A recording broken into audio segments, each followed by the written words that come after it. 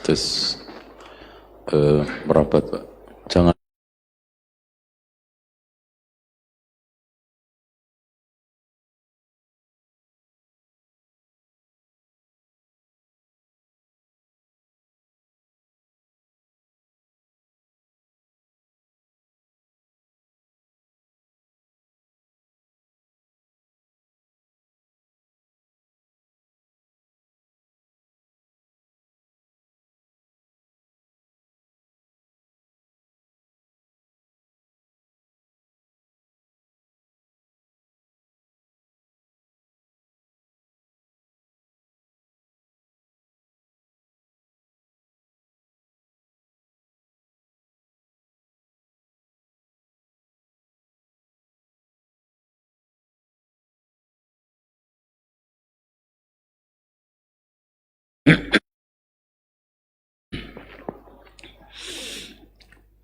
Innal hamdalillah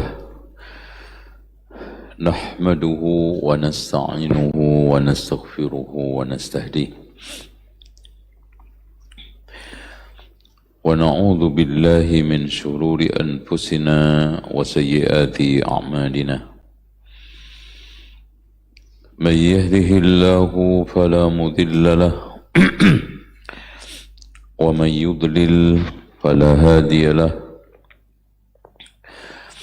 أشهد أن لا إله إلا الله وحده لا شريك له وأن محمدا عبده ورسوله قال الله عز وجل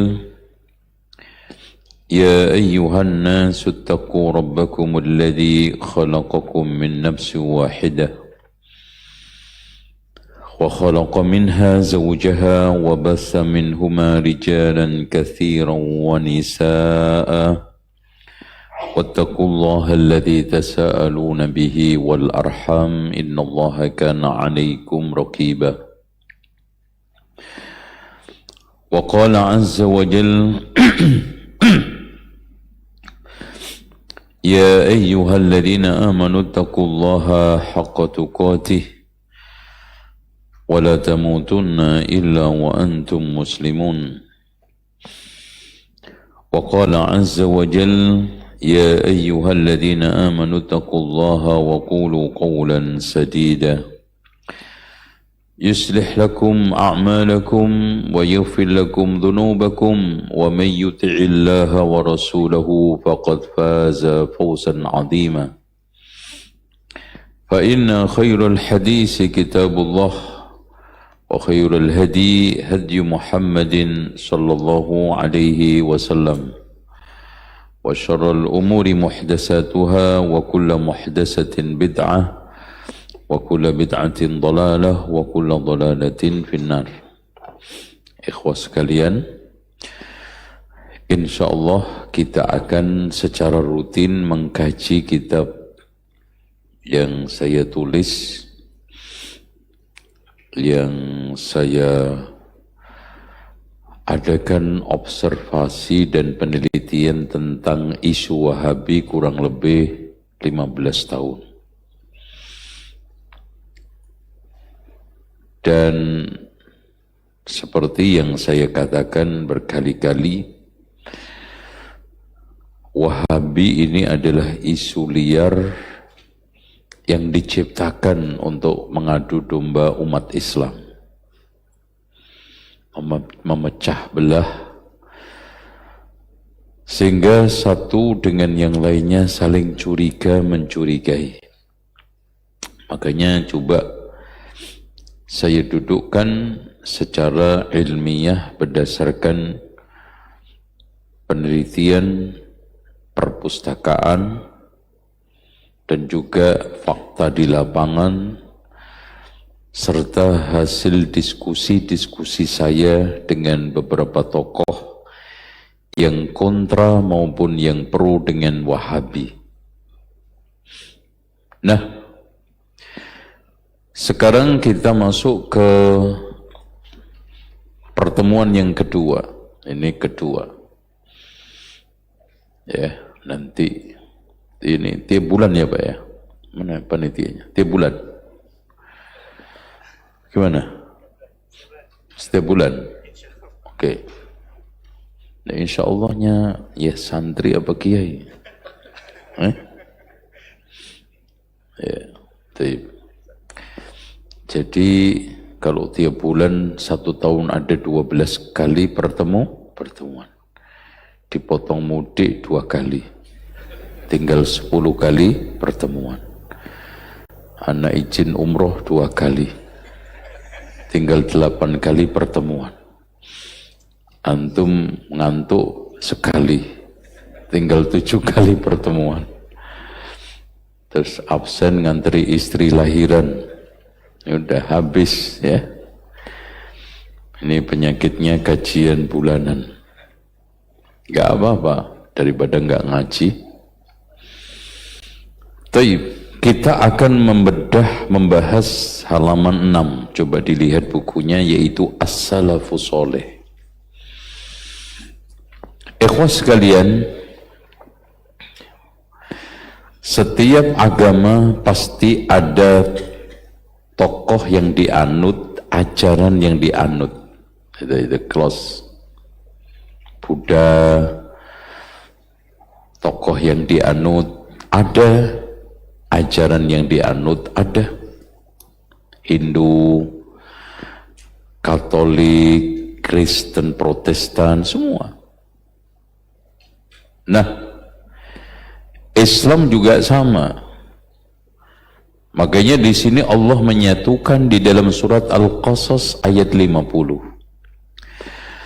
Fa illam yastajibu lak, kalau mereka tidak mengabulkan panggilanmu Muhammad. Nah, berarti di sini tokoh sentral kita, tokoh panutan kita, dan sudah dijamin oleh Allah ma'sum adalah Rasulullah.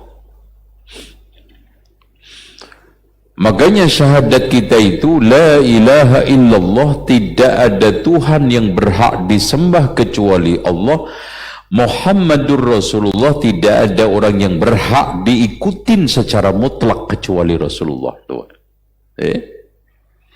Itu la ilaha illallah menuntut kita untuk mencari Tuhan secara benar. Makanya tidak ada Tuhan yang berhak disembah kecuali Allah. Muhammadur Rasulullah menuntut kita untuk mencari sosok panutan yang mutlak maksum kita ikuti, nggak salah, yaitu Rasulullah. Kenapa Pak? Seperti itu. Karena beragama itu dituntut untuk mencari kebenaran, kan gitu. Dan kebenaran di sini dituntut 2. Tuhannya benar, cara menyembah Tuhannya benar. Ngikuti enggak nih? Ya. Contoh, ada orang sudah menemukan Tuhan yang benar, caranya nyembah enggak benar, rusak enggak? Rusak. Maka ketika kita menemukan Tuhan yang benar, menyembah secara ikhlas, dan ketika kita sudah cara menyembah Tuhan benar, kita apa? Ittiba. Makanya syarat daripada ibadah 2, ikhlas dan apa? Ittiba. Sehingga Fudail bin Iyad mengatakan ketika menafsiri firman Allah, liyabluwakum ayyukum ahsanu amala, aswabuha wa akhlasuha, yang paling benar dan paling ikhlas. Benar, ada syariat yang dianut. Ikhlas, ada Tuhan yang disembah secara apa? As-sah. Makanya kalau kita menyekutukan Allah, la ilaha illallah, kita rusak. Kalau kita membuat bid'ah di dalam syariat Muhammad Rasulullah, kita rusak. Makanya musuh la ilaha illallah syirik, musuh Muhammad Rasulullah bid'ah.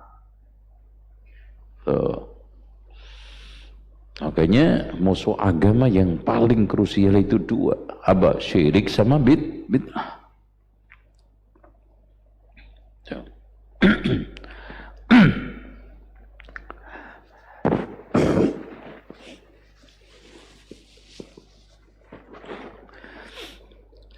Jadi menyembah Tuhan secara salah itu syirik.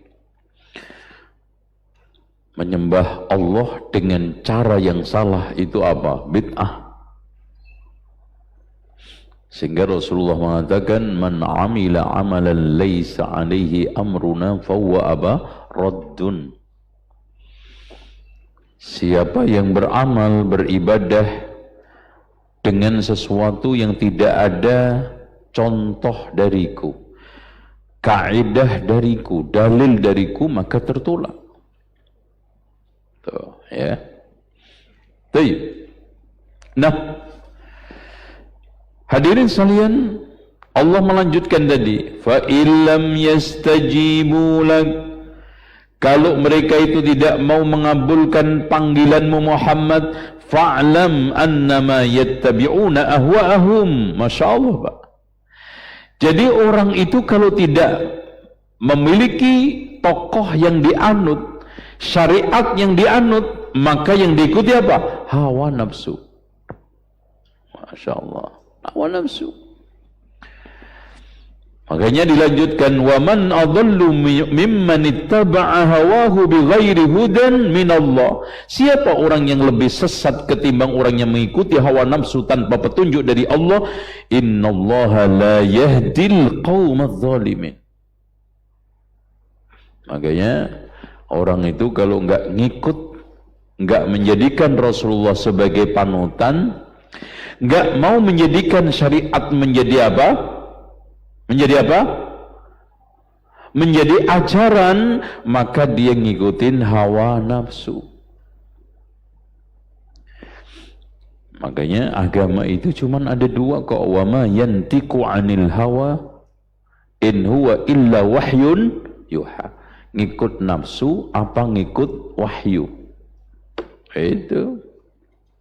Nantum beragama ikut wahyu, muncul lurus siratal mustaqim. Beragama antum ikut nafsu, hancur.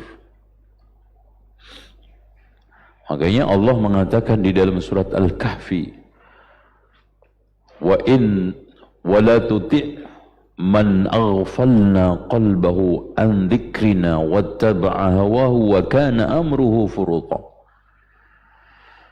Janganlah kamu mentaati orang yang saya lalaikan hatinya dan mengikuti hawa nafsu, dan urusannya pasti kacau balau. Makanya kata Imam Ibnu Qayyim di dalam kitabnya Kitabun Arsalahu ila ba'di ikhwanihi, kitab kecil tapi Masya Allah, kata beliau, sumber kehancuran hidup itu menyanyiakan dua, menyanyiakan waktu, menyanyiakan hati. Menyanyikan waktu menghasilkan mengikuti hawa nafsu. Menyanyikan hati menghasilkan sikap lalai. Orang kalau ngikutin hawa nafsu lalai, udah. Antum kalau nggak percaya, antum ya jangan dicoba deh. Sebulan bangun-bangun jam 7 nggak sholat subuh. Terus gitu. Habis itu ngopi, ngerokok, jam 9 berangkat mancing. Sampai jam 2:30. Pulang, kadang mandi, kadang enggak. Habis itu chatting sama janda. Umpama ini kan gitu. Barangkali ada yang gitu kan, lumayan. Malam sampai maghrib nonton TV, melihat YouTube, ya, scroll, udah nggak karu.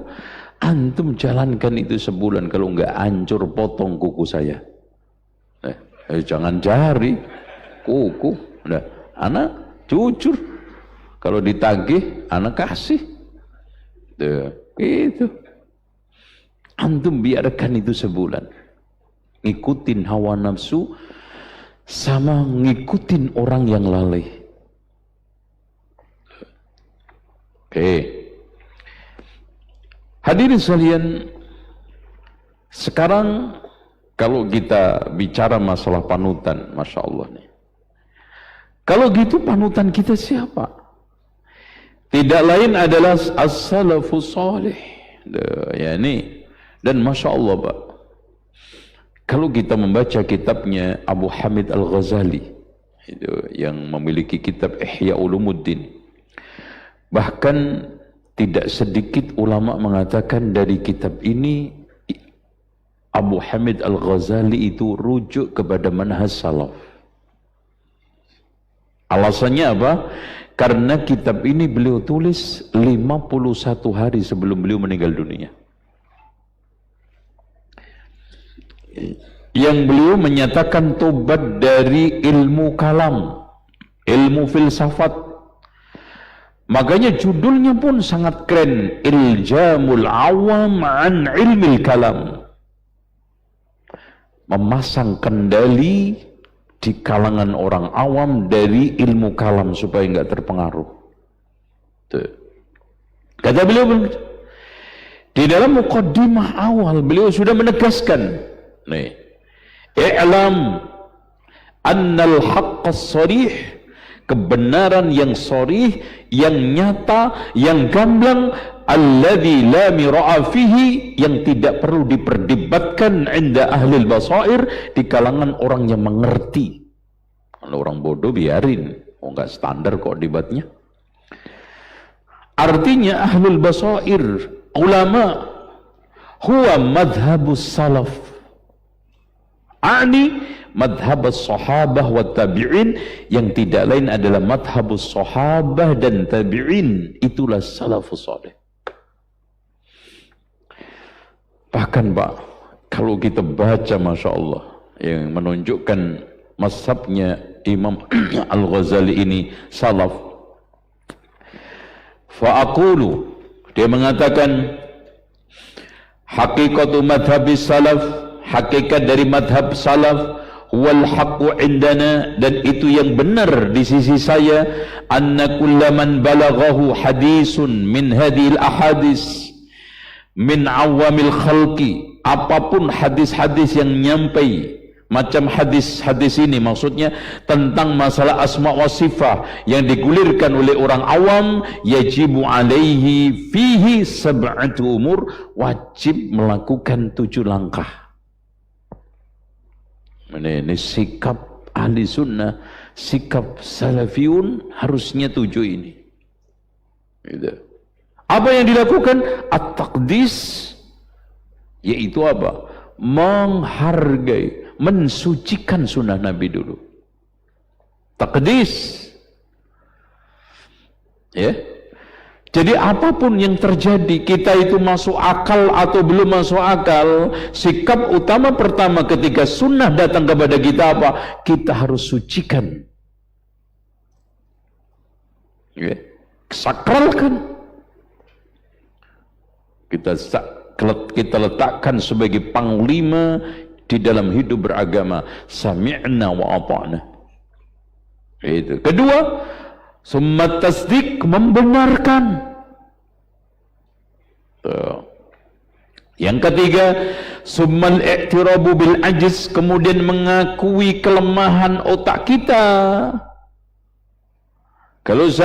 Makanya kalau ada makna yang tidak terjangkau, maka sikap kita seperti sikap Sahal bin Hanif, ittahimu ra'yakum, tuduh otakmu dulu, jangan yang dituduh sunnah nggak masuk akal.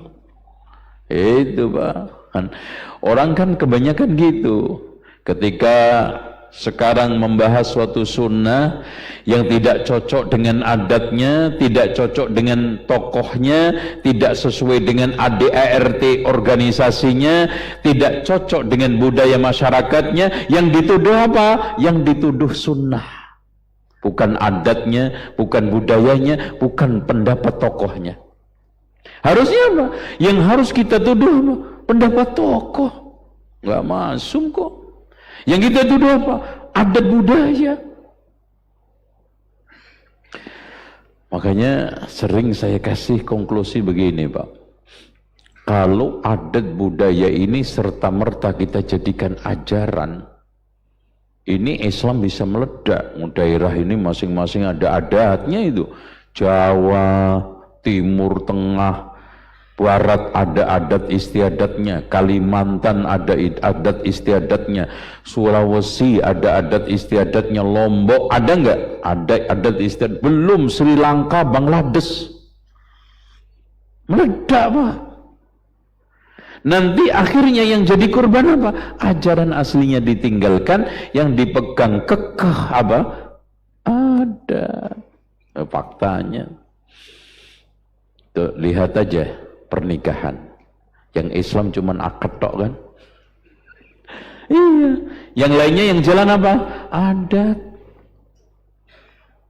Sampai mau ke kuburan aja Islam itu cuman 4: memandikan, mengafani, sama mengubur, menyolati. Yang lainnya itu tradisi tok, bahkan tradisinya lebih panjang Pak, sampai ada yang sudah mau berangkat ke kuburan itu dipanggul sampai lama, semua keluarganya suruh berobos sambil ngelempar duit sebagai bentuk kiasan, "Mbah aku ora butuh dunyo." Yaitu, terus kemudian mikul dhuwur, berobos, mendem jero, nanti diantarkan pakai beras kuning. Belum lagi sambutan RT, RW, lurah, terus sama camat ini mau pelantikan apa mau mati? Ya Allah, mayatnya kasihan, tertahan kalau nikmat. Jadi sikap at-taqdis, pertama mensucikan, kedua membenarkan, ketiga mengakui kelemahan otak kita kalau seandainya tidak masuk akal, keempat as-sukut, diam kalau memang itu tidak ada, tidak diketahui hakikat yang sebenarnya. Contoh wajah Allah, iya kita akui Allah memiliki sifat wajah, kayak bagaimana? Diam. Contoh antum ditanya, Allah punya daun telinga enggak? Diam. Masa mendengar enggak ada telinga? Itu kan antum. Ya dah. Kadang-kadang persepsi manusia ketika membahas masalah sifat-sifat Allah, langkah yang dilakukan menyamakan manusia. Masa iya sih mendengar gak ada telinganya? Itu kan kamu. Allah tidak seperti laisa kamitslihi syai'un. Wong jangankan khalik makhluk, khalik makhluk aja ada yang gak punya daun telinga bisa dengar. Contoh apa? HP, denger nih, mana telinganya? Nggak ada. Ayam juga denger, kagak ada telinganya. Kenapa antum jadi bingung? Ya Allah, memang kadang-kadang manusia itu terlalu terlalu sombong, tidak mengakui keterbatasannya, sehingga mencari hal-hal yang tidak terjangkau oleh akal sehatnya. Padahal ada hal yang sangat sederhana kalau dia ditanya nggak bisa jawab. Apa itu? Tentang hakikat ruh. Coba, yas'alunaka 'anir ruh. Tanya, tahu? Jangankan roh, udah deh gini aja. Anak kasih uang 500.000, anak keluarin biar dituduh kagak ngibul. 500.000, ambil. Udah. 1, 2, 3, 4. Udah antum ambil. Silakan ke depan. Sebutkan jumlah alis antum, rambutnya. Ayo. Nah, ambil. Nah, ini di dekat kita Pak, tiap hari nempel dengan badan kita. Nggak tahu kok jumlah rambut alis kita. Itu bahas masalah pintu surga. Apalagi antum ditanya pintu surga warna catnya apa? Kelimpungan itu. Nah gitu loh Pak. Di dalam masalah-masalah gaib itu, di dalam Islam itu prinsipnya atau kifi, ada dalilnya kita ngomong, kita amalkan, tidak ada dalilnya apa? Stop, summa sukudim. Langkah yang kelima, summal kaf, menahan. enggak mencoba untuk mengotak-atik takwilnya. Al-Kahf contoh, wa yabqa wajhu rabbika dzul jalali wal ikram. Gimana ya kira-kira wajah Allah? Udah stop. Ar-Rahmanu 'alal arsy istawa, Allah semayam. Gimana kira-kira kalau duduk ini semayamnya Allah itu? Stop.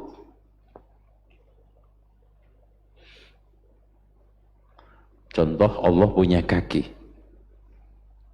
Laisa kamitslihi syai'un wa huwas samiul basir. Apakah kaki Allah itu sama dengan kaki makhluk? Loh, jangankan sekarang kaki khalik sama makhluk, Pak. Hakikat kaki antar makhluk aja itu beda-beda. Antum punya kaki nggak? Sama nggak dengan kaki gajah? Kaki kursi? Itu. Kaki anjing? Kaki sapi? Kaki kambing? Beda.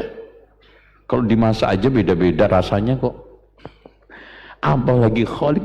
Udah mah Al-Kahf tahan. Setelah diem tahan. Tidak takwil. Terus yang keenam, al-imsak, menahan.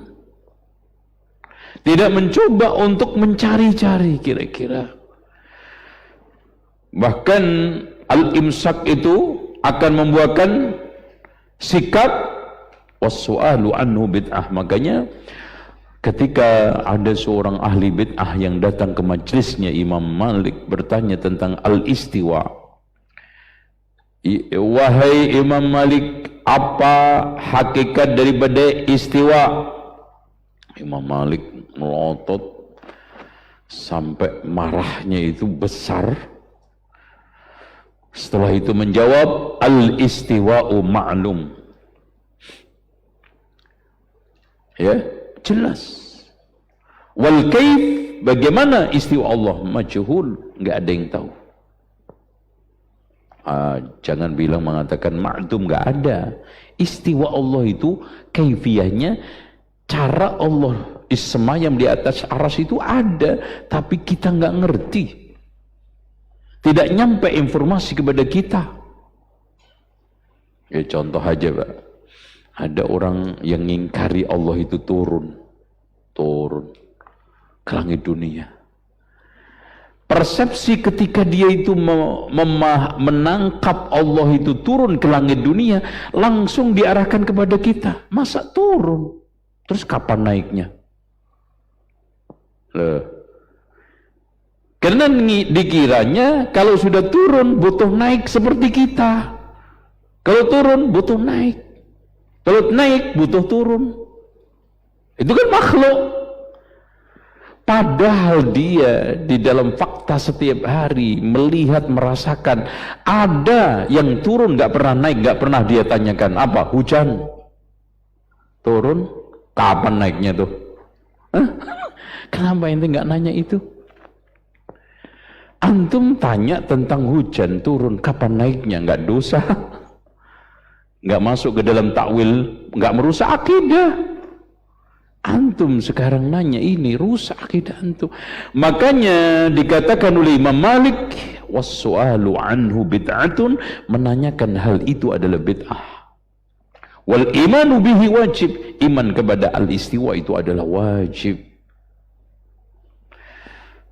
Usirlah dia, keluar dia. Untuk langsung diusir dari majelisnya Imam Malik. Udah. Karena apa? Karena ucapan-ucapan ahli bid'ah itu merusak akidah. Makanya betul kata Imam Az-Zahabi, asy-syubhatu khattafatun wal qulubu dha'ifatun. Subhat itu amat menyambar, hati itu lemah. Makanya jangan gampang dengar subhat. Makanya antum kalau ngajinya enggak mantep, jangan suka ngitip-ngitip YouTube. Itu ngaji di YouTube terus. Sekali-kali ngaji di rumah Yuni, gitu. Jangan YouTube terus. Ini madrasah YouTubiah terus yang di. Akhirnya rusak hati antum. Makanya ada seorang Mu'tazilah namanya Amr bin Ubaid. Ini masih saudaraan dengan Yunus bin Ubaid. seorang ulama ahli sunnati wal jamaah. Karena namanya persaudaraan, si anaknya Yunus bin Ubaid ini sering main ke rumahnya Amr bin Ubaid, tokoh Mu'tazilah yang bibiknya itu dinikah oleh Wasil bin Atha. Jadi besanan ya, makanya makin kuat itu Mu'tazilahnya. Anaknya diwejang sama dia sampai diancam, anakku, aku larang kamu berbuat zina, minum khamr, dan juga kamu larang untuk makan babi dan yang lainnya. Tapi andaikan kamu ketemu Allah, minum khamr, ya, makan haram, ya, dan yang lainnya termasuk mencuri, itu lebih enteng di hadapanku daripada kamu ketemu Amr bin Ubaid. Nah, kan gitu. Makanya Tawus seorang ulama tabi'in ketika bersama anaknya melewati Mu'tazilah, karena zaman-zaman beliau ini Mu'tazilah lagi ngehit, lagi populer, ya, lagi viral. Wahai anakku, tutuplah telingamu karena hati ini lemah, syubhat itu amat menyambar. Begitu. Jadi antum ini kalau ngajinya belum kuat, jangan suka-suka ngintip syubhat. Karena apa? Kesambar. Jangankan kelas-kelas ini awam, ulama aja itu ada yang kesambar. Pak, jangan di depan pintu, Pak. Biar antum nggak laku kawin nanti kalau di depan pintu. Ya, agak rapat. Maksudnya kawin lagi, ya. Ya pasti nggak laku lah. Bismillah. Nah, yang ketujuh, summat taslim li ahli ma'rifah. Yang kita lakukan ketika menghadapi nas-nas agama yang terkait dengan perkara gaib, apalagi asma wa sifat. Yang pertama adalah takdis, menyucikan. Kedua at-tasdiq, membenarkan. Yang ketiga al-i'tirabu bil ajzi, ngakui kelemahan. Yang keempat as-sukut, diam. Yang kelima adalah al-kaffu, menahan. Yang keenam adalah al-imsak. Ya, al-imsak itu tidak bergerak, diam. Dan yang ketujuhnya adalah kita serahkan kepada ahlinya. Warrasikhuna fil ilmi. Udah serahkan kepada ahlinya. Kalau sahabat, Masya Allah Pak, kata Imam Ibn Taimiyah, saya baca ratusan tafsir ulama salaf, tidak saya temukan satupun di antara mereka mentakwil sifat Allah. Subhanallah. Dan itu mau ikut siapa? Lancang guru antum siapa? Mentakwil pendahulu antum siapa? Makanya betul kata Imam Ahmad, siapa yang berpendapat tidak punya imam sebelumnya, waspadalah. Karena akan memunculkan madhab baru.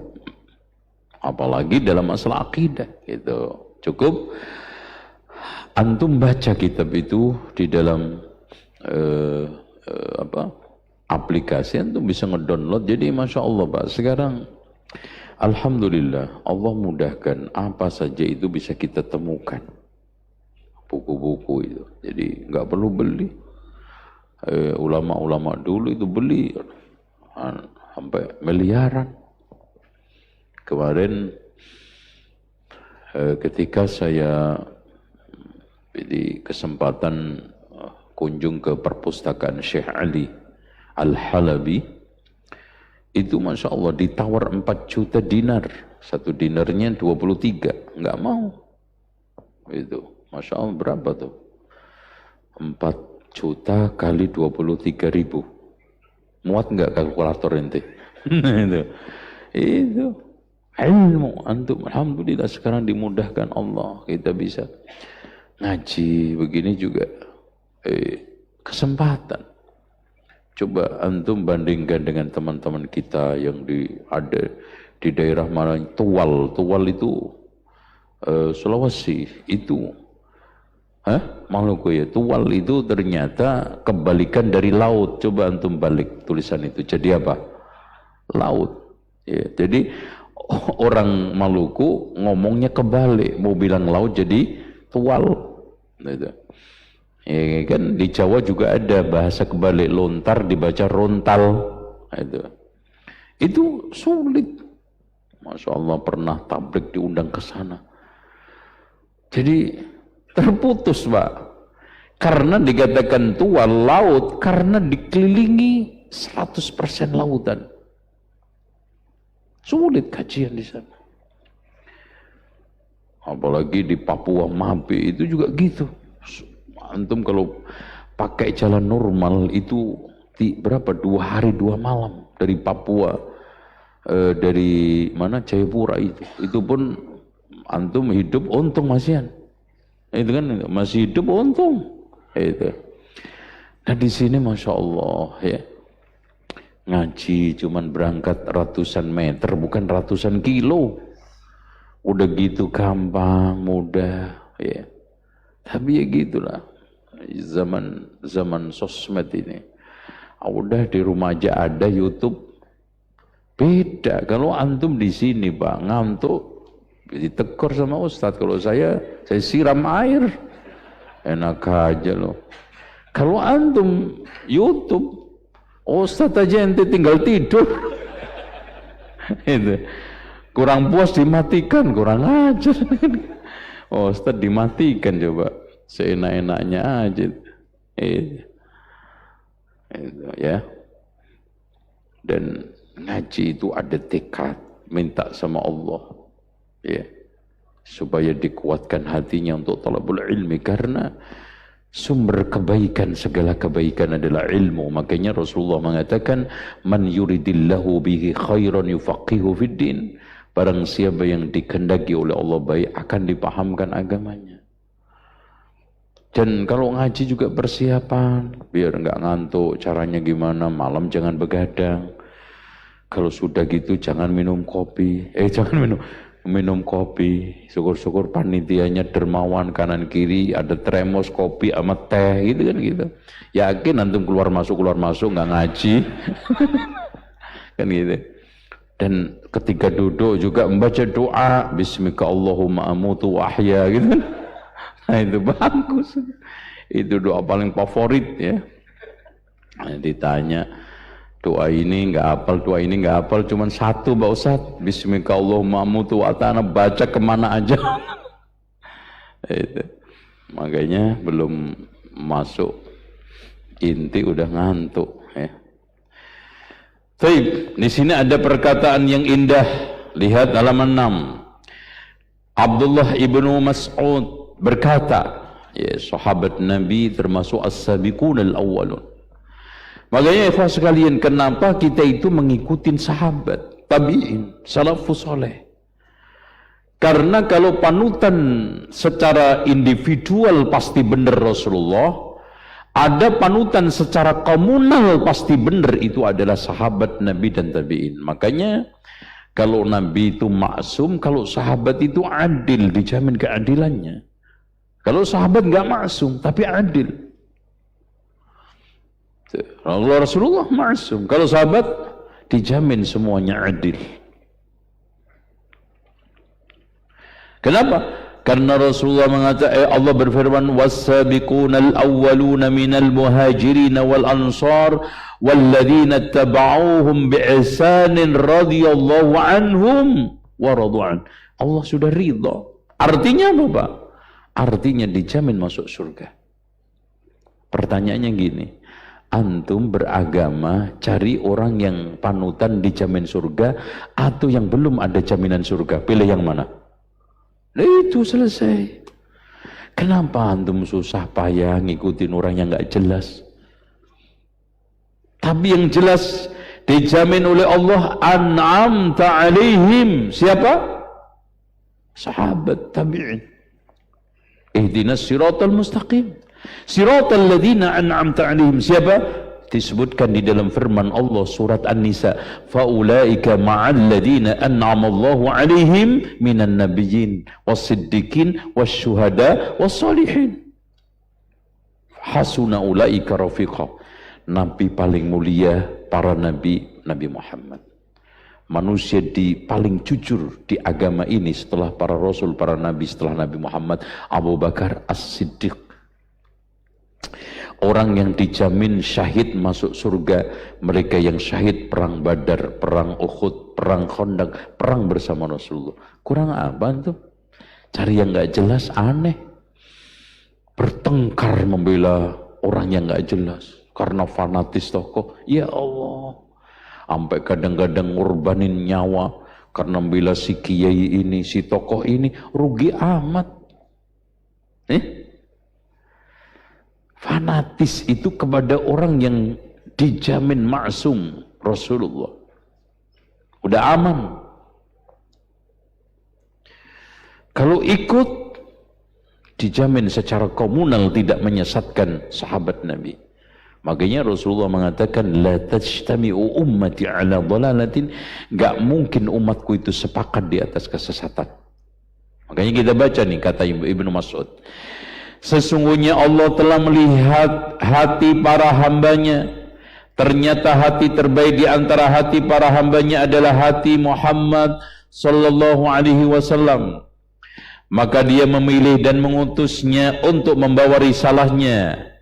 Kemudian dia melihat hati para hambanya setelah hati Muhammad SAW. Ternyata ditemukan hati terbaik dari para hambanya adalah hati para sahabat. Maka dijadikanlah mereka sebagai pendukung nabinya. Mereka berperang untuk membela agamanya. Maka segala sesuatu yang dipandang kaum muslimin baik, di sisi Allah juga baik, dan segala sesuatu yang dipandang kaum muslimin buruk, di sisi Allah buruk. Makanya di sini maksudnya muslimun itu sahabat. Jangan terus dipakai ahli bid'ah itu, yang boleh membuat bid'ah hasanah dengan alasan ucapan Ibnu Mas'ud itu, ma ra'ahul muslimuna hasanan fa huwa 'indallahi hasanun wa ma ra'ahul muslimuna sayyi'an fa huwa 'indallahi sayyi'un. Apa-apa yang dipandang muslimun itu baik di sisi Allah baik, apa-apa yang dipandang muslimun di sisi Allah buruk itu buruk. Maksudnya sahabat, bukan semua orang. Wah, judi dianggap baik, kasino menghasilkan uang, udah halal karena dipandang baik. Enggak begitu, Pak. Dan sekarang apa yang enggak baik? Serangga aja dipepes semua sekarang. Itu babi digulih. Terus apa? Jadi bukan muslimun sembarangan muslimun. Makanya ketika Allah berfirman, wa man yushaqiqir rasula min ba'di ma tabayyana lahumul huda wa yattabi' ghaira sabilil mu'minin, maksudnya adalah ijma'u sahabah. Siapa yang menyelisih petunjuk Rasul tidak mengikuti jalan mukminin, maksudnya ijma'ul mukminin al-awwal, yaitu sahabat. Makanya ketika Rasulullah mengatakan umatku tidak mungkin sepakat di atas kesesatan, terdepan yang menjadi pionir adalah siapa? Sahabat dulu. Makanya kalau dikatakan sahabat haram, dikatakan oleh generasi kemudian halal, maka yang menjadi panduan siapa? Sahabat. Dan itu logis kok, Pak. Antum kalau tanya sama orang Yahudi, Mas Yahudi, umat terbaik di kalangan kamu itu siapa? Pasti dia mengatakan muridnya Nabi Musa. Tanya sama orang Kristen, Mas Kristen, siapa umat terbaik di kalangan Kristen? Murid-muridnya Nabi Isa. Coba tanya sama orang Syiah, manusia paling sesat siapa? Muridnya Nabi Muhammad. Sepeninggal Rasulullah murtad semua kecuali 4. Coba 4. Apa tujuan mereka? Karena ingin membatalkan Al-Quran dan Sunnah nggak bisa, maka yang dibatalkan adalah agen pertama yang menyebarkan Quran Sunnah siapa? Sahabat. Agen pertama. Ya Pak, sekarang gini aja, kalau antum punya usaha, punya produk, kemudian distributor pertama dihancurkan, hancur di dunia marketing, antum bisa apa?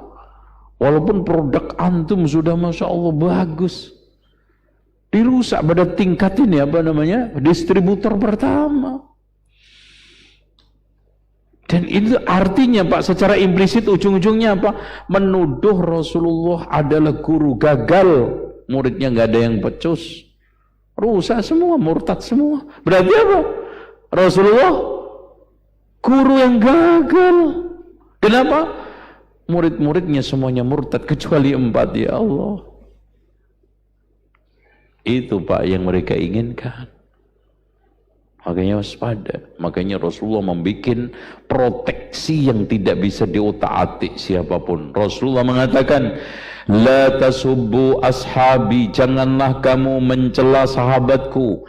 Fa wallahi, demi Allah, lau anna ahadakum anfaqa misla Uhudin dhahaba, andaikan di antara kalian infak sebesar gunung Uhud berupa emas, ma balagha mudda ahadihim au nisfahu, tidak menyamai satu mudnya segini atau separuhnya. Kenapa? Nah, kita lanjutkan nih. Alasannya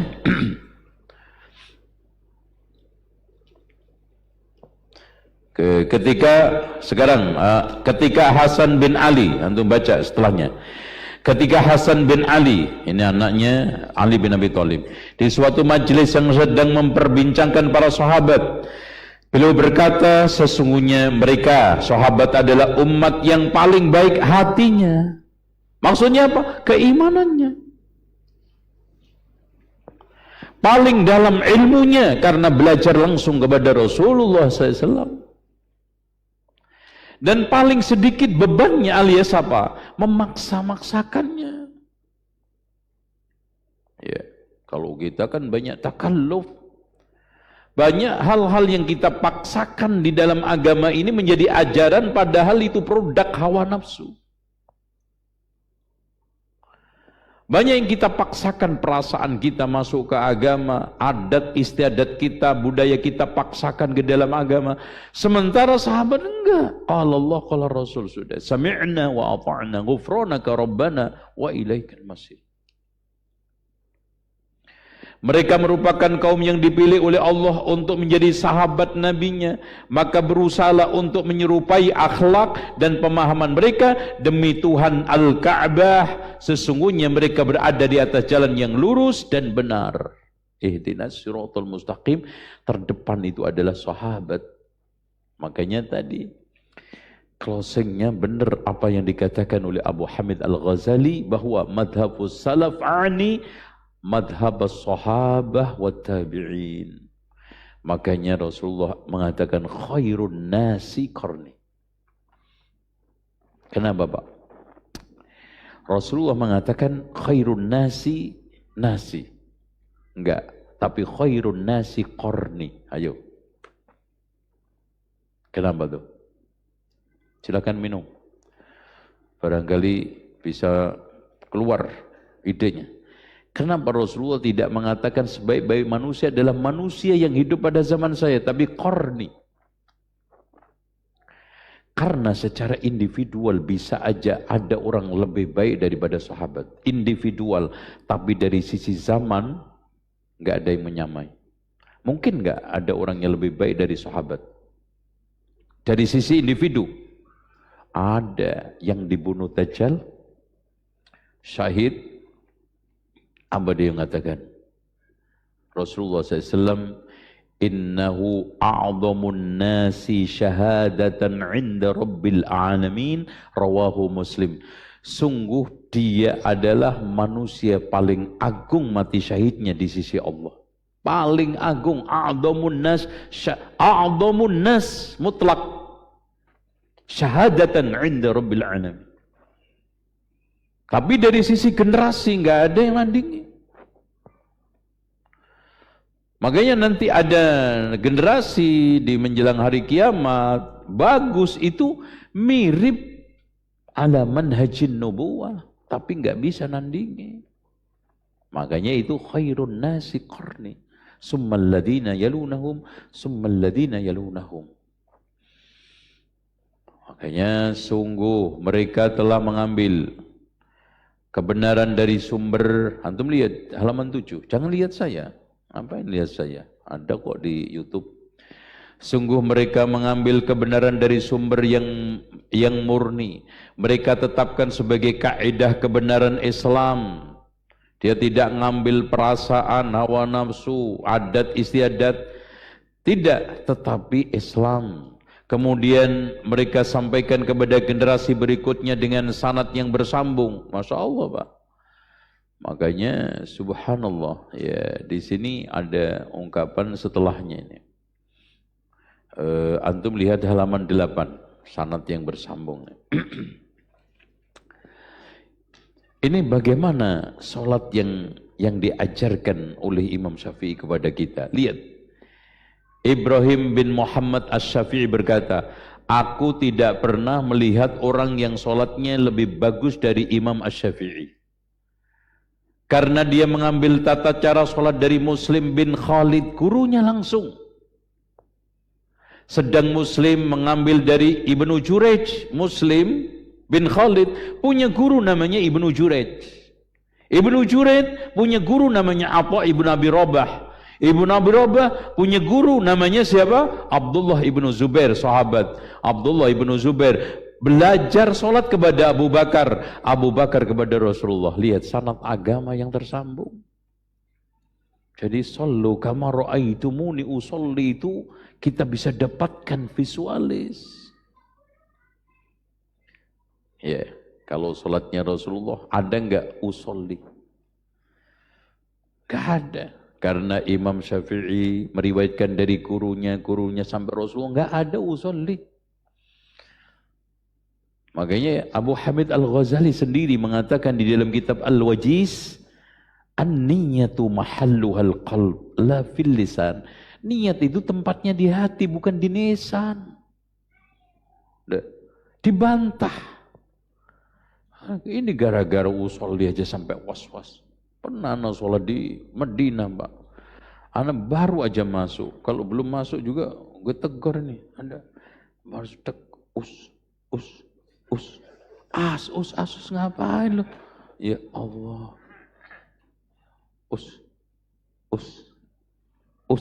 Ustadz. Itu kan gitu. Ini. Jadi maunya usolli nggak mantep-mantep. Nah itu. Padahal sholat Allahu Akbar selesai. Niat itu tempatnya di hati. Kesengajaan. Ketika antum dari rumah wudhu datang ke masjid, emang mau main catur antum? Catur? Antum sholat. Udah nggak udah otomatis kok. Makanya ada orang yang lucu ketika Ramadan itu. Habis makan udah kenyang, bentar Pak, ana mau niat. Loh, antum makan sepiring tadi niatnya ngapain loh? Itu ngigo ente. Ya ketika antum bangun jam 4 lah, persiapan cuci mulut, cuci tangan, ambil piring, ambil nasi, pasti di situ terbersit tekad besok mau apa? Puasa. Udah otomatis. Itu Pak. Apalagi sebelum terawih ngeramein aja. Bismillahirrahmanirrahim. Bapak Ibu sekalian kita niat bersama-sama. Nawaitu, sauma, wadin, an adai, pardi sahri. Pardi sahri kesebut terus itu. Makanya ada yang namanya sebelah masjid Pardi Masahri. Waduh mas, sebulan Ramadan nama saya viral. Karena apa? Sering disebut di masjid Pardi sama Sahri. Padahal Fardi Sahri dipanggil Pardi Sahri. Gitu. Loh ini loh, cara beragama seperti ini rusak. Makanya sanad yang bersambung dari Nabi Muhammad, dari Jibril, dari Allah. Coba bayangkan sanadnya. Allah, Jibril, Nabi Muhammad, disampaikan Abu Bakar, disampaikan Abdullah bin Zubair, disampaikan kepada Atha disampaikan kepada Ibnu Jurayj kepada siapa tadi? Khalid. Itu. Muslim bin Khalid disampaikan kepada Imam Syafi'i, Masya Allah. Imam Syafi'i disampaikan ke kita lewat kitab-kitabnya seperti beliau mengajarkan tentang bagaimana sifat sholat Nabi. Disampaikan oleh Imam Abu Hanifah, bagaimana penjelasan semua. Jadi makanya Imam Bukhari membuat bab paling terpanjang dalam Sahih Bukhari itu apa? Kitabus Shalah. Menunjukkan sholat itu penting. Kalau antum baca kitab paling panjang, Mbak, itu Kitabus Shalah, kemudian jihad. Tuh. Itulah hakikat, ya. Mereka sangat mengagungkan sunnah Rasulullah dan jiwa mereka sangat takut mengedepankan hawa nafsu atau mengotori sunnah dengan berbagai pemikiran dan teori sesat.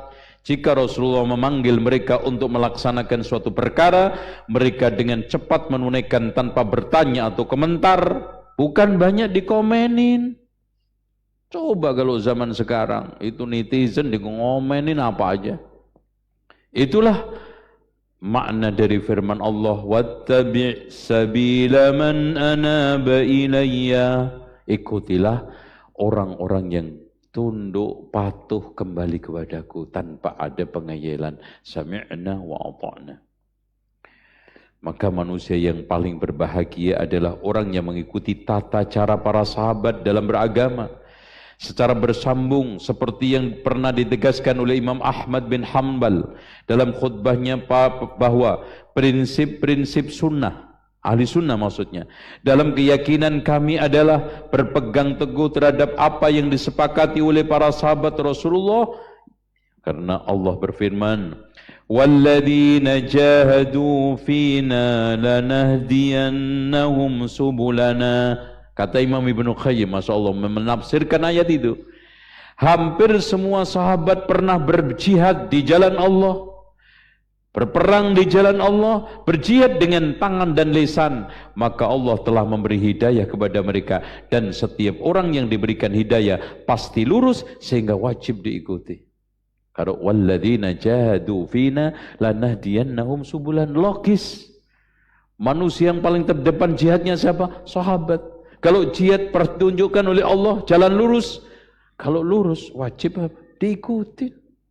Selesai kok. Antum ngikutin selain mereka, potensi sesat tinggi. Ngikutin sahabat, dijamin. Walladzina jahadu fina lanahdiyannahum subulana. Maka Allah menjadikan mereka sebagai pembela sunnah terdepan dan menegakkan panji Islam terhebat. Mereka akan menegur dengan keras jika melihat seseorang menentang sunnah atau mengolok-olok sunnah. Bahkan mereka tidak segan-segan mengucilkan, tidak menegur seperti yang dilakukan oleh Abdullah ibn Mughaffal kepada anaknya. Dilarang untuk ngelempar, tetap ngelempar. Gak diajak bicara, Pak, sampai mati. Yang ngelempar itu bisa melukai. Yang ngelempar-ngelempar kerikil itu dilarang oleh sunnah. Apa aja ngelempar benda-benda itu dilarang. Itu Masya Allah, ini sunnah. Dan ternyata di permainan anak-anak ini berbahaya dan sahih apa yang dikatakan oleh Rasulullah itu. Subhanallah. Tidak menegur, tidak bergaul dengannya atau memukulnya sebagai bentuk hukuman bagi pelakunya dan menjadikan peringatan bagi yang lainnya. Makanya pernah ada orang yang menghina sunnah, langsung subhanallah, itu sembelit sampai mati. Dia ngomong, saya tidak pernah menggunakan siwak ini kecuali membersihkan pantat saya sampai dia lecet. Ini langsung, Masya Allah. Ada yang melecehkan di depan sahabat. Apaan? Kita suruh cuci tangan ketika bangun tidur. Karena tidak tahu tangan kita ini di mana nanti berlabuhnya. Saya tahu kok tangan kita itu di mana. Masya Allah. Ketika tidur tangannya masuk ke anusnya. Ini sanksi cash, nanti kita akan bahas di sini juga. Sanksi-sanksi buat penghina sunnah. Dunia dan akhirat nanti. Mereka senantiasa membela as-sunnah dan memelihara syariat Islam dari tipu daya musuh Islam, baik dari kaum kufar maupun kaum munafik. Mereka juga termasuk orang-orang yang senantiasa berlapang dada menerima nasihat, teguh di dalam melaksanakan kewajiban agama, dan ikhlas meninggalkan segala larangan, serta gigih di dalam berdakwah dan berjihad di jalan Allah siang malam. Jadi enggak kenal umur, dari mulai muda sampai tua. Adanya adalah apa? Konsisten, gigih menebarkan sunnah di tengah umat Islam. Oleh karenanya, generasi berikutnya harus mengakui kemuliaan dan kelebihan mereka. Makanya Pak Utsman ibnu Affan ketika mau dibunuh oleh Khawarij, itu sempat menceramai mereka.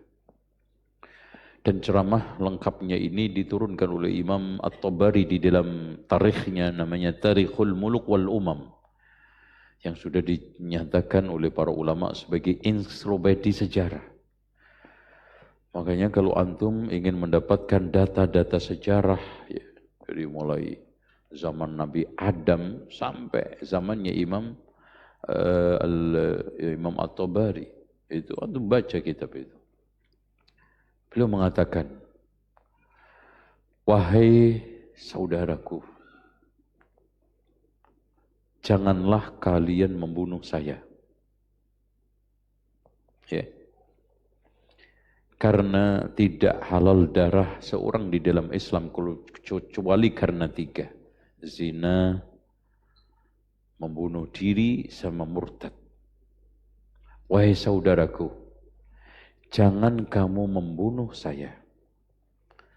Karena kalian semua tahu kehormatan kedudukan saya di hadapan Nabi Islam, di hadapan Allah Subhanahu wa ta'ala. Rasulullah mengatakan, alaikum bisunnati wa sunnatil khulafair rasyidin, dan Utsman termasuk di dalamnya. Wahai saudaraku, jangan membunuh saya. Karena kalau kamu membunuh saya, kalian tidak akan sholat di dalam satu masjid lagi, pecah. Wahai saudaraku, jangan membunuh saya. Kalau kamu membunuh saya, kalian perang tidak akan mendapatkan ghanimah lagi karena perang saudara. Terus fitnah. Peperangan setelah Utsman terbunuh, sahih. Peperangan yang tidak menghasilkan ghanimah. Masya Allah. Dan nasihat itu sangat menyentuh hati. Tapi akhirnya Khawarij yang sudah kalap membunuh. Dan ketika itu beliau habis sholat tahajud. Jadi mereka merangsak setelah sholat tahajud dan sedang membaca Al-Quran. Ya. Atau sedang tahajud lah pokoknya. Karena Utsman bin Affan itu punya kebiasaan menghatamkan satu Quran dalam tahajudnya dari mulai rakaat pertama kedua, nanti hatamnya di sholat witir. Itu. Dan sebelumnya beliau tidur. Beliau tidur, bangun setelah pertengahan malam jam 1. Ya. Beliau mimpi ketemu Nabi Muhammad sallallahu alaihi wasallam. Dan Nabi Muhammad sallallahu alaihi wasallam ketika itu mengatakan, wahai Utsman, besok pagi kamu berhari raya bersama saya. Karena ini malam Idul Adha. Paginya sholat beridul Adha bersama Rasulullah wafat. Subhanallah. Dan Khawarij licik dan lihai. Kenapa serangan demo pembunuhan itu dilancarkan pada waktu bulan haji? Karena rata-rata pentolan-pentolan sahabat itu pergi haji. Tidak tersisa di Madinah kecuali orang-orang ya kadang jumbo lanjut usia perempuan. Dan sahabat-sahabat yang masih tinggal di Madinah tidak haji, tidak menyangka kejadian itu. Makanya setelah mendengar wafatnya Utsman ibnu Affan, mereka kaget, terperanjat dan merasa bersalah tidak menjaga Utsman ibnu Affan secara sempurna. Walaupun mereka sudah mengerahkan anak-anaknya muda disuruh untuk menjaga rapat rumahnya Utsman, tapi merangsa apa namanya, terobosan barisannya jebol. Dan Masya Allah, di dalam seminggu di antara mereka melarang siapapun yang ngasih minum Utsman ibn Affan. Sampai di antara mereka sahabat-sahabat yang tua nasihati mereka, sungguh kalian keterlaluan. Menghalangi air dari orang yang mengairi kaum muslimin dengan sumur yang dia beli pada musim paceklik. Tapi subhanallah Pak, yang melarang ini akhirnya kena kisos, dikerangkeng selama 8 hari nggak dikasih minum sampai mati. Yang melarang ini Khawarij, ketangkep kan? Itu dibalas Allah, bahkan pembunuh Utsman semuanya mati terkisos, dikisos.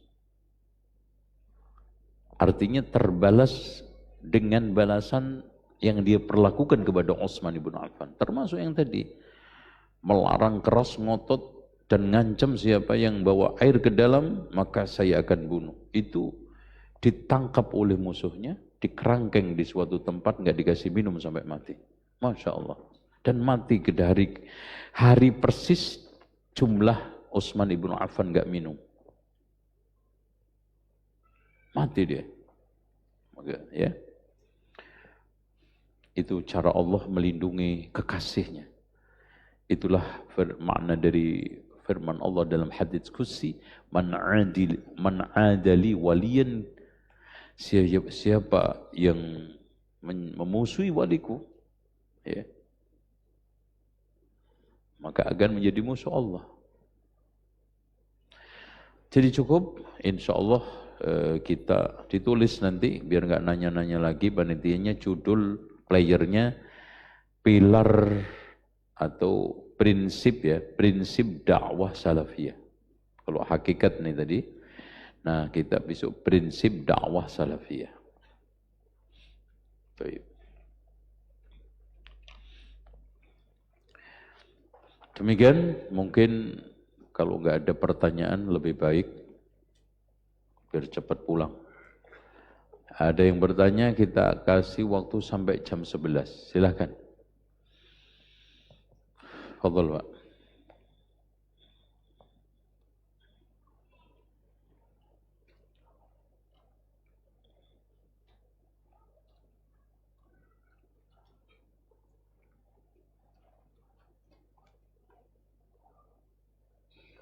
Baik, bagi bapak-bapak, ibu-ibu yang memiliki pertanyaan bisa dituliskan di kertas, kemudian dioper ke depan.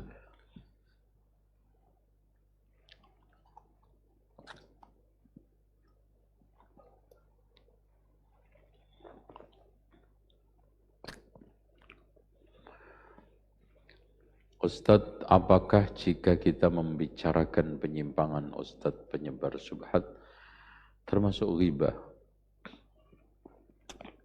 Ghibah itu haram kecuali 6 atau kecuali di dalam 6 wilayah. Pertama, menghibai mu'lin bifisqihi wa bid'atihi. Orang yang memaklumkan,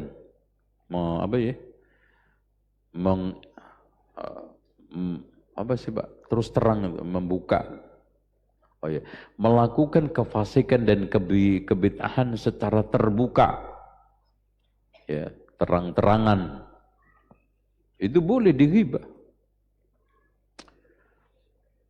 Makanya Al-Hasanul Basri sendiri mengatakan la ghibata 'alal fasik al-mu'lin. Tidak ada istilah ghibah bagi orang fasik yang terang-terangan. Mubtadi' yang terang-terangan. Kedua, orang yang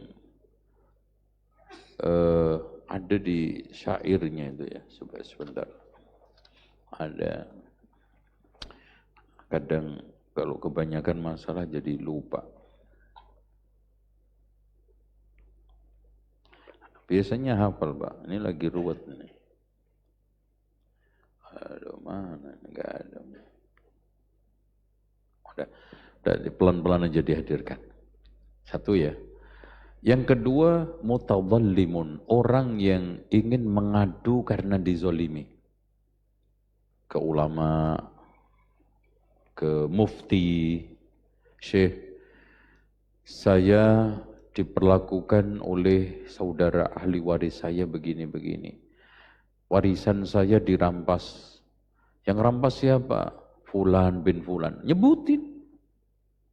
Gimana syekh sikap saya? Boleh nggak begitu? Boleh. Kemudian yang ketiga adalah untuk identifikasi. Termasuk juga untuk identifikasi status karyawan antum lanjut enggak. HRD pasti dong membicarakan. Masa mau mengevaluasi orang, ya si Anu tapi nggak jelas namanya siapa ya. Pokoknya itu deh. Tapi jangan ngomong-ngomong, repot. Ya itu nggak akan bisa. Ini karyawan kontrak yang sudah 1 tahun ini ternyata kinerjanya lemah. Ghibah nggak itu? Ghibah, boleh. Demi maslahat perusahaan antum. Ini mas ya, nggak boleh ngomong-ngomong ya. Itu kan gitu. Kita akan mengevaluasi karyawan. Tapi jangan ngomong-ngomong. Ya repot itu. Orangnya siapa? Nggak boleh. Itu. Pokoknya antum HRD ya, antum diem aja. Tapi ente evaluasi. Tapi dengan syarat orangnya nggak ketahuan. Gimana? Antum mengevaluasi orang yang nggak ketahuan. Pasti. Lapor ke atasan, direktur, Pak, karyawan fulan-fulan ini kayaknya tidak layak untuk diteruskan. Itu. Atau sedang di dalam menjadi saksi di pengadilan. Ghaibah. Bapak Hakim yang mulia, saya melihat si fulan itu berzina. Ghaibah. Pelakunya nggak ada. Apa yang Anda lihat? Saya lihat sandalnya Pak Hakim. Ya sandal bisa aja sandal orang lain mirip gimana? Ya Pak Hakim, ada lagi lanjutannya. Setelah itu saya lihat celananya. Ya celana orang lain dibuang, mirip. Enggak Pak Hakim, saya melihat seperti ember masuk sumur. Nah itu, kalau enggak stop, itu cara saksi zina. Tuh. Atau identifikasi status, contoh antum dipeseni atau dikirimin, dititipin duit, mas tolong ini ada uang 1 juta, antum pulang kampung, rumahnya Purworejo umpamanya. Ini tolong titip, kasihkan si fulan namanya Muhammad. Itu dia butuh banget, butuh sumbangan karena anaknya yatim, ditinggal ibunya meninggal, ya. Ini kasihkan, Pak. Muhammad yang mana Pak? Di kampung itu ada 3, gendut, krempeng, botak. Nah, oh itu yang botak itu ya. Ngomong Muhammad botak, jelek enggak? Jelek, ghibah. Tapi di dalam rangka identifikasi supaya untuk membedakan 3 Muhammad. Nanti keliru deh, yang dikasih Muhammad gendut. Itu Muhammad gendut, krempeng, botak. Itu.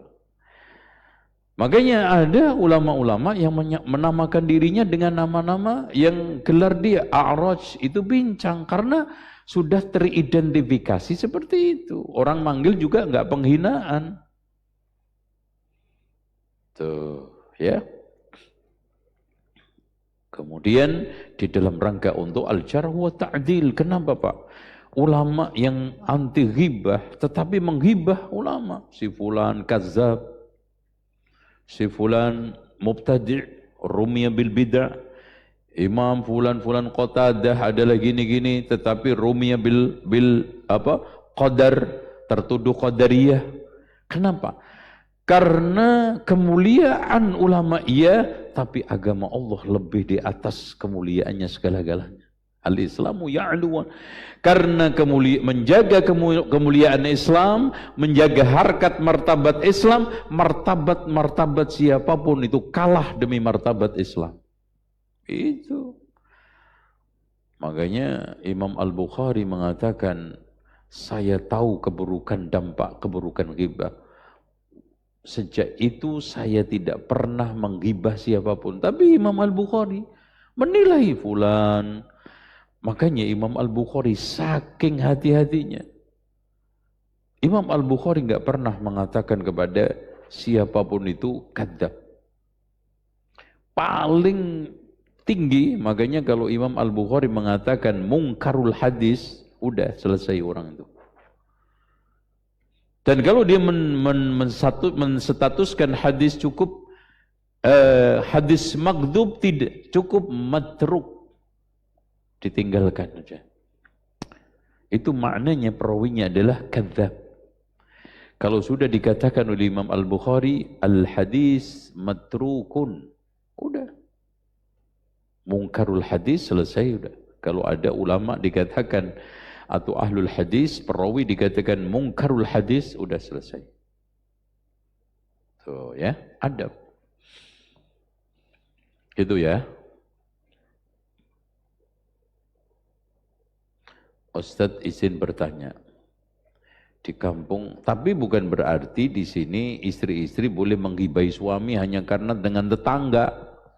Itu, ayo gibai suami-suami, ini kurang ajar semua. Gitu kan gitu. Itu karena ghibah itu asyik, kadang apalagi di kalangan ibu-ibu itu hadir dengan bahasa yang sangat bagus, ilmiah, dan kadang-kadang gak berasa dibuka dengan muqaddimah yang cukup indah, ya, dan tematik, serta anggotanya pun rekrutmennya bagus. Oh jangan-jangan ini mbak, itu gak pas itu, jangan mbak, aduh nanti bahaya. Di muqaddimai datang baru berdua gitu. Udah mbak, mumpung belum lengkap semua mbak, tolong mbak ceritain mumpung belum ada orang. Ya berdua emang apa, bukan orang, ketek apa ini. Mumpung nggak ada orang katanya. Dah setelah itu muqaddimahnya juga mbak, kita memohon kepada Allah ya mbak ya, mudah-mudahan diselamatkan Allah dari sifat-sifat sombong, ujub, pelit itu mbak. Aduh teman kita satu itu mbak, aduh sombongnya, auzubillah. Nah itu kan itu, kita udah amin berkali-kali, amin ya ghibah. Udah sekalian aja itu subhanakallahumma wa bihamdika kafaratul majlis, bisa jadi ibadatul ghibah ini. Nauzubillah ya. Ada itu ya. Di kampung kami, Sukoharjo, ini ada yang mengaku salafi, kesingnya sama ya akhwat yang bercadar. Iya, ini terkenal, ini nipu orang bermiliar-miliar di Sragen juga ini orang. Dan anaknya dipondokkan di pondok pesantren salaf kita, ya Allah. Dan dilaporkan polisi juga mental. Namun Ustadz mereka beda, bahkan akhir ini ada yang anaknya dimasukkan ke ruki. Intinya begini Pak, macam-macam jamaah. Casing itu jangan dijadikan sebagai indikator satu-satunya. Indikator yang mudah diciptakan itu apa? Cadar jenggot, ama katok cingkrang, digunting aja 5 menit selesai. Datang ke masjid. Sekarang salafi itu bukan casing celana, bukan casing jenggot, bukan casing jubah, tetapi pemahaman. Makanya yang membedakan kita salaf dengan yang lainnya, ada yang jenggot salah, celana sama. Yang membedakan adalah pemahaman dan cara beragama. Cara beragama dia, cara dia di dalam memahami contoh manasik bagaimana, wudu bagaimana. Cara beragama dia di dalam pernikahan aja itu ketahuan bedanya Pak. Jadi kalau ditanya bedanya apa sih dengan cara beragamanya, pemahamannya. Itu yang kita coba aktualisasikan, itu yang kita cari, itu yang sulit. Yang kita aja yang sudah ngaji gini pemahamannya masih apa? Masih tumpang tindih. Kadang-kadang pemahaman lain masih masuk. Cara beragama juga begitu, enggak totalitas. Sholatnya sesuai dengan cara Nabi, dagangnya Yahudi. Bahkan ada yang ngumpul, sholatnya Salafi, dagangnya Yahudi, akhlaknya Sufi. Terus apa nih? Tarekotnya pakai tadi, udah macam-macam. Makanya terus diaktualisasikan, belajar Pak. Enggak mudah beragama itu. Ini kitab seperti ini belum tentu jamin kita. Cuman ketika kita itu belajar dan belajar terus, itu siapa yang dikehendaki oleh Allah baik, dipahamkan agamanya gitu loh Pak.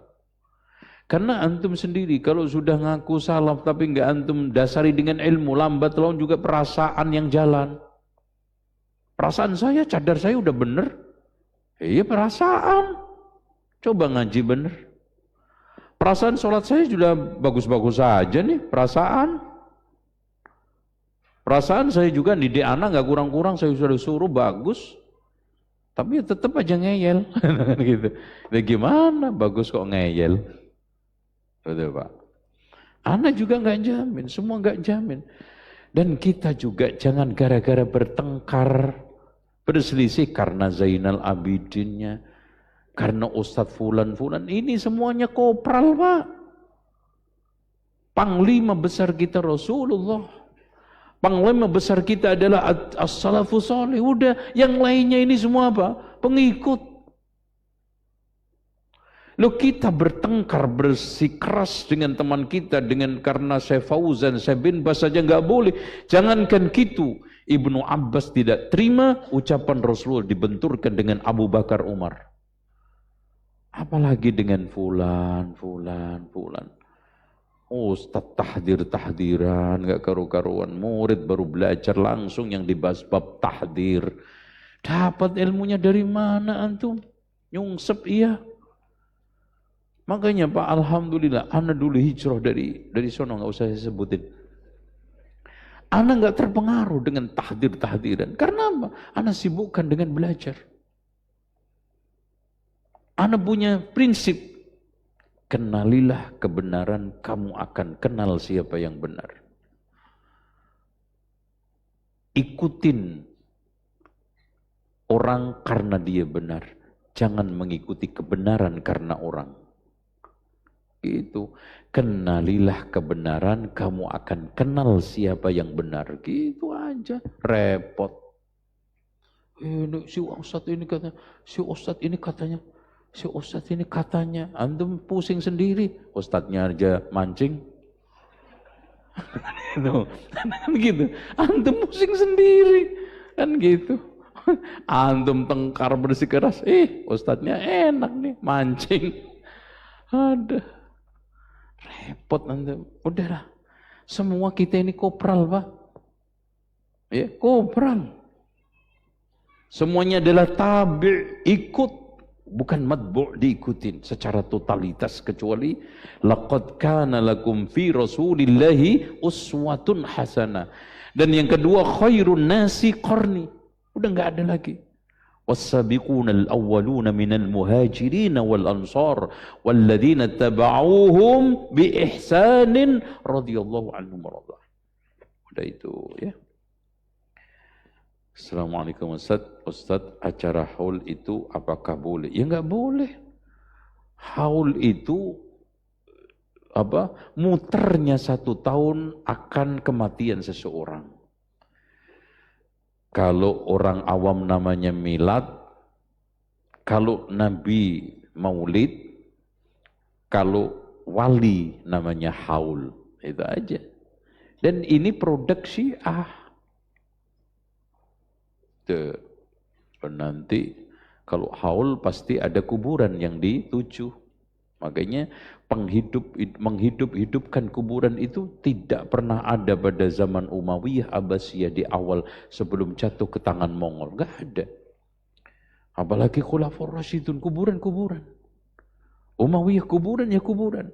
Bahkan belum pernah ditegaskan oleh para ulama, belum pernah pada zaman Khulafaur Rasyidun, Umayyah sampai Abbasiyah awal ada kuburan di masjid. Enggak ada. Cek aja masjid-masjid yang dibangun oleh Umayyah. Itu enggak ada di zaman itu. Baru setelah itu dimasukkan. Makanya masuknya berbagai macam kuburan-kuburan ke masjid itu antum lihat abadnya. Bukan abad khairun nasi qarni summal ladzina yalunahum. Saya dapat undangan hari ini. Nah, udah ya jangan datang. Kita aja repot. Acara haul bapaknya tetangga saya. Ya Allah, bapaknya kiai kali. Terus antum jawab apa? Pak, anak ada kerjaan yang lebih emergency, darurat, yang lebih mendesak. Itu bilang aja gitu. Termasuk antum tidur malah lebih baik. Daripada bid'ah enakan apa? Nah udah, itu aja kok nggak ngerti antum. Pakai bahasa isyarat nggak kena. Ustadz, apakah jika kita membicarakan penyimpangan Ustadz udah, oke. Ini udah terakhir nih. Ustadz bisa tolong dijelaskan arti puritan dalam istilah Muslim puritan. Gini, puritan itu Islam mutiah, mutian, lawan dari abangan. Jadi ini istilah keren, tetapi istilah dulu itu mutiah dari kalimat muti'atun, muti'un. Abang itu tanah abang kalau Betawi beda. Abang itu lawan dari sama dengan akang. Makanya ada tanah abang. Itu dulu ini tanah gue, itu tanah abang di sono ya, itu. Nah, tanah abangnya ini sering dulu dipakai untuk pasar apa namanya? Pasar kagetan itu loh, Pak. Apa namanya? Pasar tumpah. Akhirnya kelanjutan jadi pasar Tanah Abang. Ini tanah lo, tanah gue, ini tanah abang di sini. Kalau Jawa itu abang itu merah. Kemungkinan abangan itu diambil dari Syekh Lemah Abang yaitu Siti Jenar. Karena dia adalah pionir kelompok Islam abangan. Nah, bahasa Arabnya abaun, iba itu membangkang, makanya lawannya muti'ah sama aba wastakbaro kan gitu. Cuman masuk ke dalam bahasa kita akhirnya abangan sama muti'ah. Banyak bahasa-bahasa Arab masuk ke Indonesia, contoh ridho jadi rela itu. Apalagi orang Jawa itu mengucapkan bot itu pasti nggak bisa. Sehingga gantilah. Contoh ridho jadi rela. Ramadan jadi romelan. Ali murtadho jadi ali murtolo. Gitu kan gitu. Itu pengucapan aja. Makanya walad dolin jadi walad dolin. Gitu. Nah kemudian ada istilah di dalam bahasa literatur akademik puritan. Puritan itu sama dengan muti'ah, mereka yang dianggap garis keras. Yang akhirnya ujung-ujungnya siapa? Wahabi. Nah udah ketemu jurusannya. Wahabi. Radikal. Sampai nggak nemu teroris kita dituduh nggak bisa. Radikal nggak bisa, terakhir intoleran.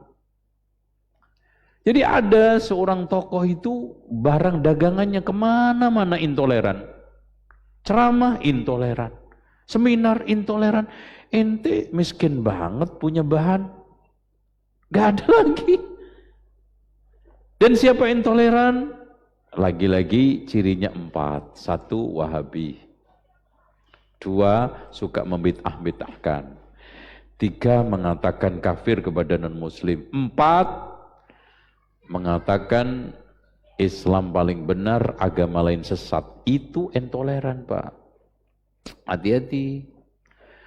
Makanya mereka terang-terangan sampai mengeluarkan fatwa tidak boleh mengatakan kepada orang non-muslim kafir. Dan terus antum baca qul ya ayyuhal kafirun ente lompati kalau sholat. Allahu Akbar, Fatihah, bla bla. Qul ya ayyuhal. Udah. La a'budu ma ta'budun itu. Ya Allah. Bahkan Pak, Allah menyebutkan 400 lebih kali kalimat kafir dan kafirun di dalam Al-Quran. Kan bukan kalimat jelek, kok kita hindari? Bahkan kalimat kafir syirik itu adalah kalimat barokah. Kalau nggak berkah ngapain Allah menyebut berkali-kali di dalam Al-Quran? Menghina-menghina siapa yang terhina? Kok jadi tersinggung? Ibaratnya tetangga ngomong, lo yang tersinggung. Gimana ceritanya? Tetangga yang nyalai lampu, ente yang bayar listrik. Gak lucu. Kok aneh jadinya? Udahlah, bebaskan agama itu masalah hak asasi manusia yang tidak dimasukkan kepada ranah konstitusi. Gak bisa Pak. Sebagaimana etnis itu gak masuk. Saya mengaku bahwa saya itu Jawa, bukan Batak. Itu dilindungi undang-undang, bukan ta'assub. Makanya di sana ada istilah multikultural. Artinya memang Indonesia itu banyak etnis, banyak agama, banyak suku. Bukan caranya kita disuruh untuk ngaku benar semuanya, ribet. Ini benar, ini benar, ini benar. Padahal nggak benar, kan gitu. Makanya toleran itu artinya menyamakan yang sama, membedakan yang beda.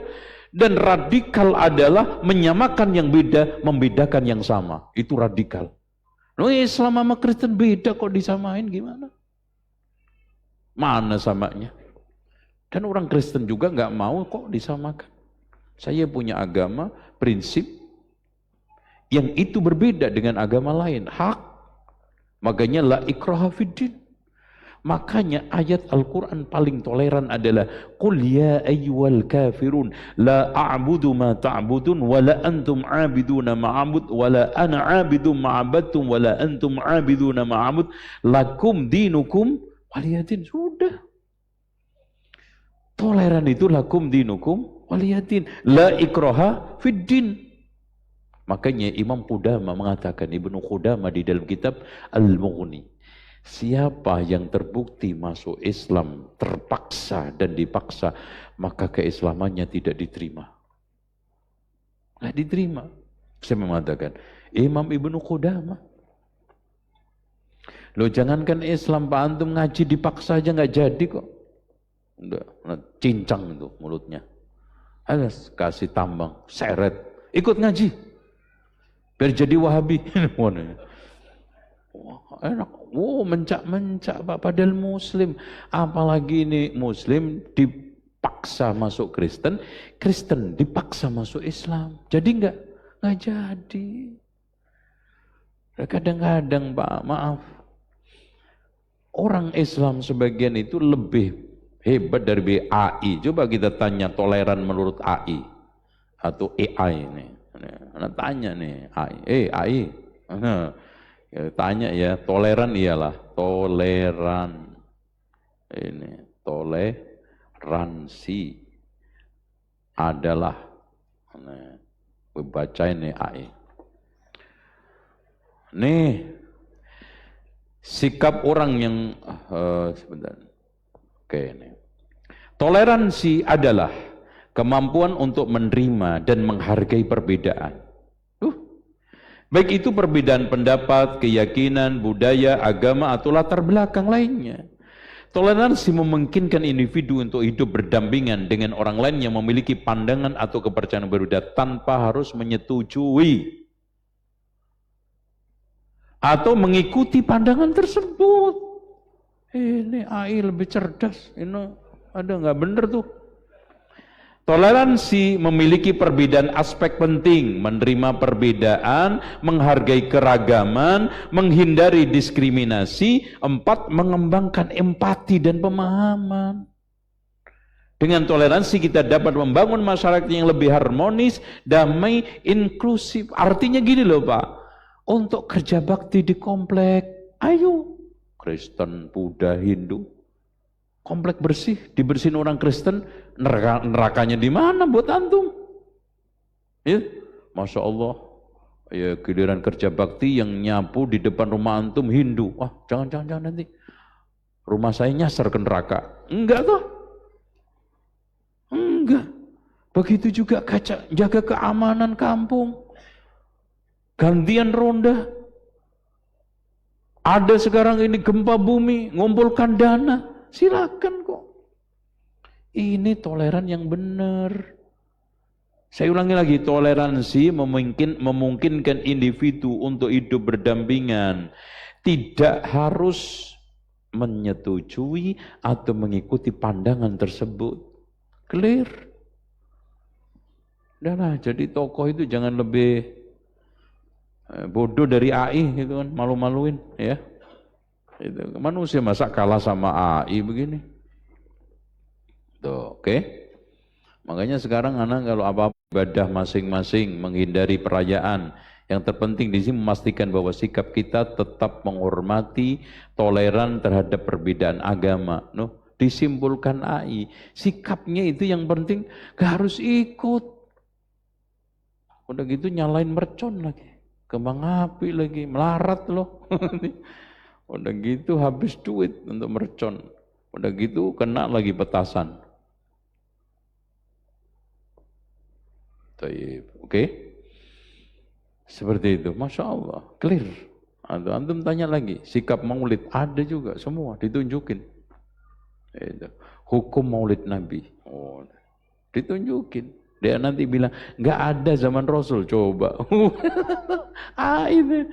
Itu. Kita tanya, adakah maulid Nabi pada zaman Nabi Muhammad?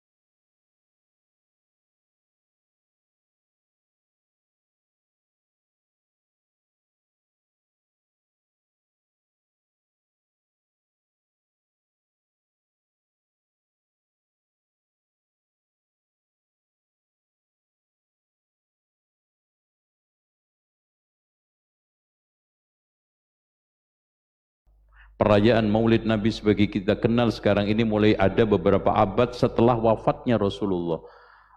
Ini ada.